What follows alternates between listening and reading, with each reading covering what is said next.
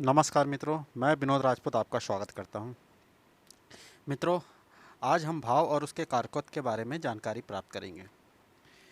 मित्रों, कुंडली में जो प्रथम भाव होता है, वह जिसे हम तनु भाव कहते हैं, वह व्यक्ति के शरीर को प्रदर्शित करता है। व्यक्ति के शरीर से संबंधित सारी जानकारियाँ हमें प्रथम भाव से मिलती हैं, जैसे कि व्यक्ति का कद, उसका स्वभाव, व्यक्ति की आयु, व्यक्ति की जन्मकालीन स्थिति, व्यक्ति का स्वभाव, व्यक्ति का गौरव विवेक, व्यक्ति का मस्तिष्क, व्यक्ति में कितना बल है। ये सारी जानकारी हमें प्रथम भाव से मिलती है। द्वितीय भाव जिसे धन भाव भी कहते हैं, यहाँ से व्यक्ति के संचित धन के बारे में जानकारी प्राप्त होती है। व्यक्ति की वाणी कैसी होगी, उसकी जानकारी हमें द्वितीय भाव से प्राप्त होती है। व्यक्ति के कुटुंब के बारे में भी जानकारी हमें द्वितीय भाव से मिलती है। व्यक्ति की वाक्पटुता, उसकी प्रारंभिक शिक्षा, उसकी आर्थिक स्थिति, ये सारी जानकारी हमें द्वितीय भाव से प्राप्त होती है। तृतीय भाव जिसे हम पराक्रम भाव भी कहते हैं, यहाँ से छोटे भाई बहनों पर विचार किया जाता है। व्यक्ति का पराक्रम, उसका साहस, उसका धैर्य, शौर्य, इसकी जानकारी हमें तृतीय भाव से मिलती है। तृतीय भाव को माता की मृत्यु का स्थान भी कहा जाता है। गुप्त शत्रु के बारे में जानकारी भी हमें तृतीय भाव से मिलती है। तृतीय भाव से दाएं कान, दाई भुजा के बारे में जानकारी मिलती है।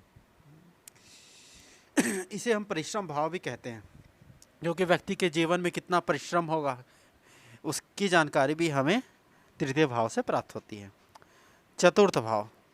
चतुर्थ भाव जिसे हम सुख भाव कहते हैं, यहाँ से चल अचल संपत्ति, वाहन, भूमि, ये सारी जानकारी हमें चतुर्थ भाव से प्राप्त होती है।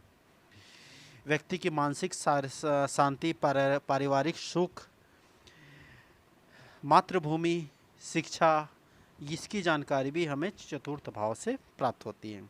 चतुर्थ भाव व्यक्ति के माता का भाव भी होता है। अब आते हैं पंचम भाव में। पंचम भाव जिसे संतान भाव भी कहते हैं, यहाँ से संतान के बारे में जानकारी प्राप्त होती है। स्मरण शक्ति के बारे में जानकारी, उसकी विश्लेषण क्षमता के बारे में जानकारी हमें पंचम भाव से प्राप्त होती है। पंचम भाव लॉटरी और सट्टे का भाव भी है। यहाँ से हमें आकस्मिक धन लाभ के बारे में जानकारी प्राप्त होती है। प्रेम विवाह के बारे में भी जानकारी हमें पंचम भाव से प्राप्त होती है। पंचम भाव प्रेमी प्रेमिका का भी भाव होता है। उदर पाचन संस्थान संबंधी जानकारी, यकृत, गर्भाशय और तीर्थ यात्राओं की जानकारी भी हमें पंचम भाव से प्राप्त होती है। छठा भाव व्यक्ति के शत्रु, उसके रोग ऋण के बारे में जानकारी, मुकदमेबाजी की जानकारी, विवाद के बारे में जानकारी, संघर्ष, हिंसा, बदनामी, परिश्रम, चोट, कष्ट, चोरी, ये सब की जानकारी हमें छठे भाव से प्राप्त होती है। अब आते हैं सप्तम भाव में। सप्तम भाव जिसे हम जया भाव कहते हैं, यह जीवन साथी का भाव है। यहाँ से विवाह संबंधी जानकारी हमें प्राप्त होती है। व्यक्ति कोई साझेदारी में अगर कोई व्यापार करता है तो उसके बारे में भी जानकारी हमें सप्तम भाव से प्राप्त होती है।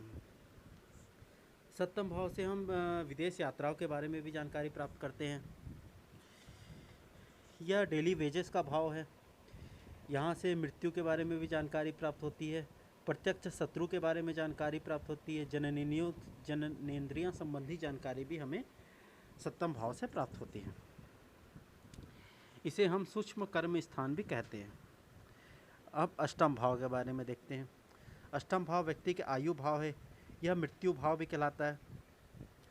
आकस्मिक धन लाभ भी हम अष्टम भाव से देखते हैं। विदेश यात्रा, जीवन में जो आकस्मिक परिवर्तन आते हैं, उसकी जानकारी भी हमें अष्टम भाव से मिलती है। दुर्घटना, असाध्य रोग संबंधी जानकारी भी हमें अष्टम भाव से प्राप्त होती है। अष्टम भाव गुप्त ज्ञान का भाव है। अनुसंधान, पारलौकिक ज्ञान की जानकारी भी हमें अष्टम भाव से प्राप्त होती है। तंत्र मंत्र, ज्योतिष, कुंडली जागरण की जानकारी भी हमें अष्टम भाव से प्राप्त होती है। अब आते हैं नवम भाव में। नवम भाव जिसे हम भाग्य भाव कहते हैं, यहाँ से व्यक्ति के भाग्य, धर्म, तीर्थ यात्रा, यश, व्यक्ति के साला साली, संन्यास, स्वप्न, शिक्षा, गुरु, आचार्य के बारे में जानकारी हमें नवम भाव से प्राप्त होती है। नवम भाव से ही हमें नितंब और जांघों के बारे में विचार किया जाता है। लंबी दूरी की यात्राओं का भी विचार हम नवम भाव से करते हैं। अब हम आते हैं दसम भाव में। दसम भाव व्यक्ति का कर्म भाव होता है। व्यक्ति के कर्म से संबंधित सारी जानकारियां हमें दसम भाव से प्राप्त होती है। वह कैसा व्यवसाय करेगा, नौकरी करेगा तो कैसी नौकरी होगी, किस फील्ड में नौकरी होगी, कैसा पद प्राप्त होगा, उसका यश, उसकी कीर्ति, उसका अधिकार क्षेत्र, राजकीय सम्मान, नेतृत्व और व्यक्ति के पिता संबंधी जानकारी हमें दसम भाव से प्राप्त होती है। एकादश भाव, इसे लाभ भाव भी कहते हैं। यहाँ से व्यक्ति के आय, उसे कितना आय प्राप्त होगा, वो जो भी काम कर रहा है, जो भी व्यवसाय कर रहा है, उसमें उसे लाभ होगा तो कितना लाभ होगा,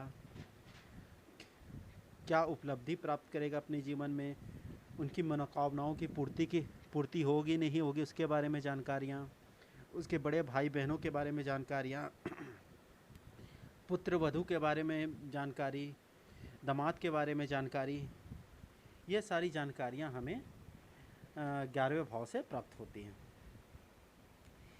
अब आते हैं द्वादश भाव में।